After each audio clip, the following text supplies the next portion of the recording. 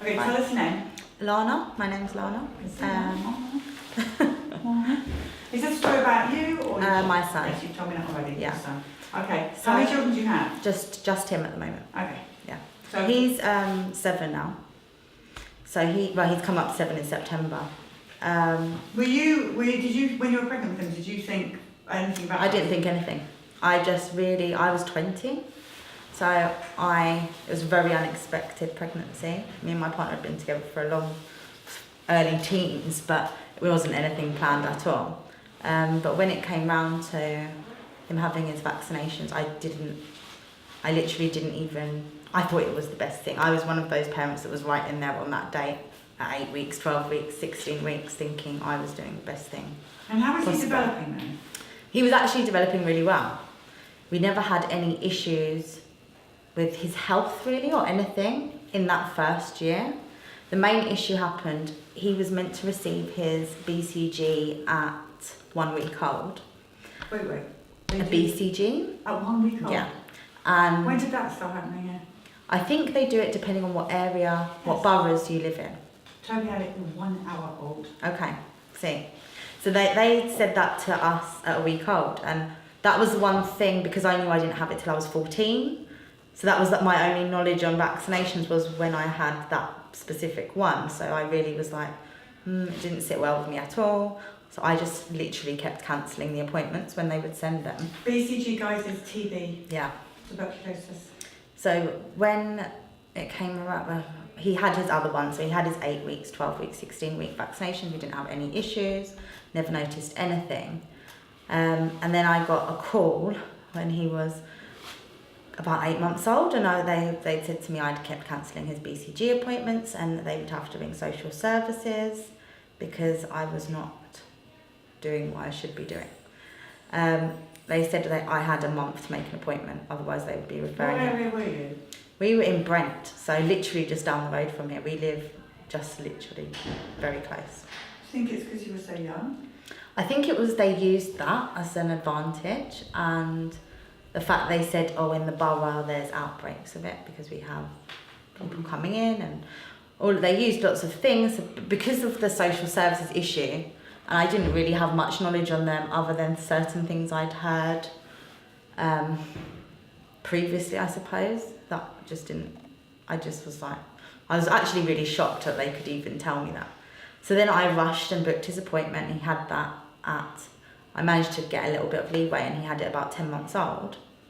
But he was very lethargic that day. And they actually told me afterwards that they couldn't have done that. So I sat there afterwards, practically in tears, thinking I'd just been pushed into this.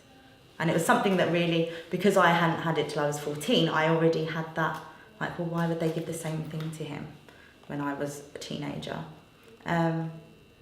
And then, so he was 10 months old then, and then he had his 1 year birthday, everything was fine. He had that day of being lethargic, but other than that, we didn't notice anything else. Guys, if you're getting confused, BCG is an actual vaccine. Yeah. It's a TB, tuberculosis vaccine. It's not a test, it's a proper vaccination. Vaccine. Yeah. Get back into my British accent now. He had his first birthday, that was all perfect. He had a 1 year checkup.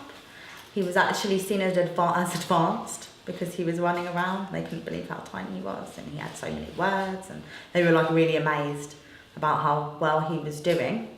And so that was literally a week after his birthday. And then he had his vaccine appointment for his MMR, PCV, Hib, Mense. So all of those. So what age is he then? 13 months. They have the MMR, PCV with the PCV separate and then Hib Mense. So he had the MMR, Hib Mense and PCV. But I actually thought, because in the red book, I thought, we're late because it had 12 months. Wait, what's PCV again? Pneumococcal conjunctive.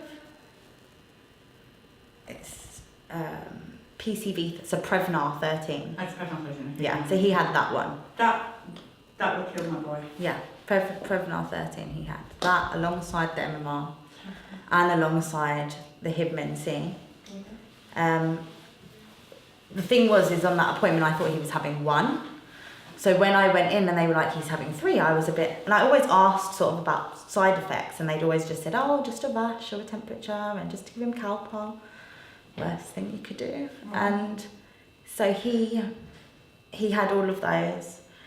He screamed. I didn't, do you know, the thing was, is I didn't want him to actually have them, and I had this awful feeling in my gut. So much so that I kept saying, are you sure this is okay for him to have these? Are you sure? And it was the first year they'd actually combined giving all of those 3 together. They just had changed the schedule that year so that they'd have them all in one appointment. So when they were obviously very, as soon as I think they felt that I had my back up a little bit, so then they were like, well, if he doesn't have them, he could catch this and he could die. It's very serious. You know, very seriously talking to me, and I think with my age as well, they really played the death on me. So I was then fine, okay, we've got to do it, I'll go ahead, and did it. And he screamed, and it was a scream that I'd never heard him scream before. We went home. She said, oh, just give him Calpol as soon as you get home. So we went home, and I gave him Calpol as soon as we got home. He still had a temperature. It got very high that night, so much so he screamed through the whole night. I called the doctors the next day. They told me that it's fine, he's probably just having a temperature from the vaccines, and to alternate Calpol and kids' Nurofen, baby Nurofen. Okay, so just so you know, Calpol's the same as Tylenol. Yeah, and then Nurofen is the ibuprofen. So we were told then to alternate that. So I was very hesitant, and we kind of did, but spread it across the time. The week after, I think that's when we started to get chronic diarrhea, like, you know, chronic, up his back 10 times a day. He'd wake up in the morning, it would be all the way up his neck. And we, during that time as well, we'd also seen lots of other changes in him. So he was still saying words, but just not as often. So usually he'd be like, Mama, in the morning, and, you know, all through the day, whereas this, it just really minimised. And then also with his eye contact and things like that.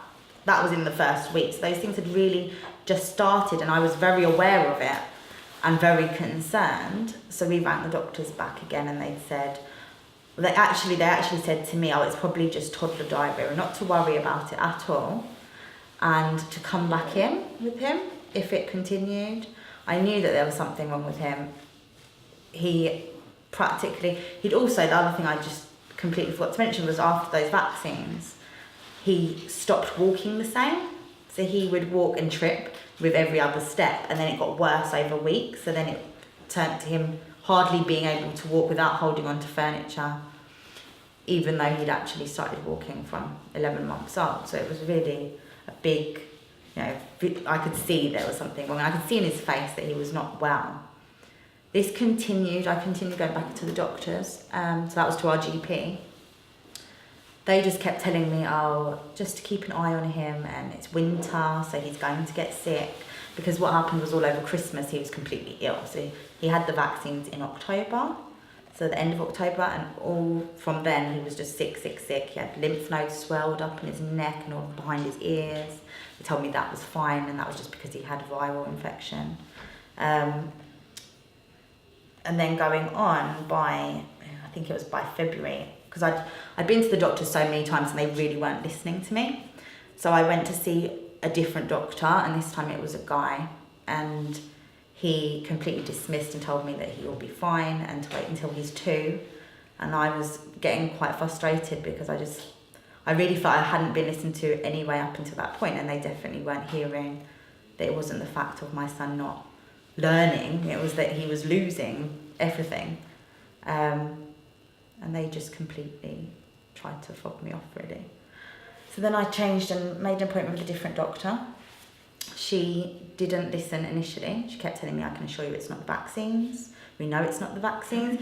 And she showed us. She could assure me. Oh, sure. Yeah, and I kept saying to her, well, I know my child, and look, I actually got them to give me his medical history, his whole health history, so I could lay it out in front of her and show her, look, he was healthy and he had the vaccines. And they could see when I called, and there was things in there that they didn't tell me on the phone, but they'd written could be his MMR vaccine. Had MMR vaccine 5 days ago. And things like that they had written that they didn't tell me that over the phone when I was calling up. So yeah, that continued. We've had this, the lady, this GP we saw, she eventually began to listen to what I was saying to her. She began to take it quite seriously. Not seriously enough, I wouldn't say, because she referred him to the necessary people, which took so long. By the time my son had a speech therapy assessment, he'd lost everything, like every word he had was gone. So it was not, I don't know, it was just very wait. That's what we told, and I was so fed up with waiting. He had the speech therapy assessment. Obviously there wasn't much of an assessment to be done. They still didn't want to diagnose him with anything. They refused, and I said, I think it was more so because I knew it was the vaccines, and I would go in there and I'd say, this is what the vaccines did to my son. And he wasn't like this before. He was completely fine and healthy. So how's your boy today? He's doing well. He's still non-verbal, which is a huge struggle. It's a huge struggle that I think as a mum, when you know your baby was babbling and talking and so happy and healthy and vibrant,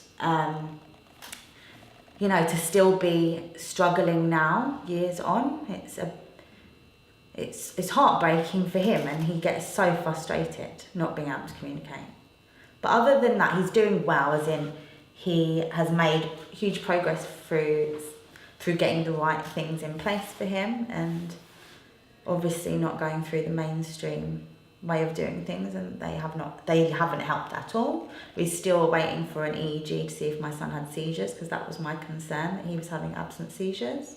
They refused to do it. He's been under the neuro team for 2.5 years, and all they actually did was refer him to Great Ormond Street, and I got interrogated about the tetanus vaccine and didn't do a single thing. And then in the letter they sent back to us, I shouldn't really say it, but I'm actually at the point where when they want to try and then make you as a parent look negligent, because they wrote a letter then saying back that there was not much point in looking into and having an EEG performed, as mum would refuse medication and treatment.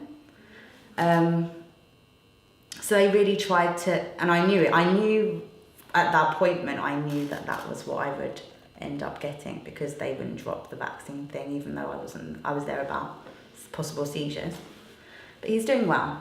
He's made significant progress through travelling to the US and doing other therapies. I homeschool him, so he's at home. We run a home. Where did you go in the US? We went to Sunrise Option Institute. It's in Massachusetts. You know what you need to do? Next time you can afford to go to the US, you need to go to Autism 1 conference. That's what we've been that is the most educational desperate conference to get there. You need to go. Yeah, we've been wanting to go for a long time. We're actually currently saving and fundraising to get my son to see a doctor in the US, to have the necessary tests run that we can't get here, because here, although we have alternative practitioners, there's only so far they can test, and we need EEGs and we need all these other things that doctors here just aren't willing to do.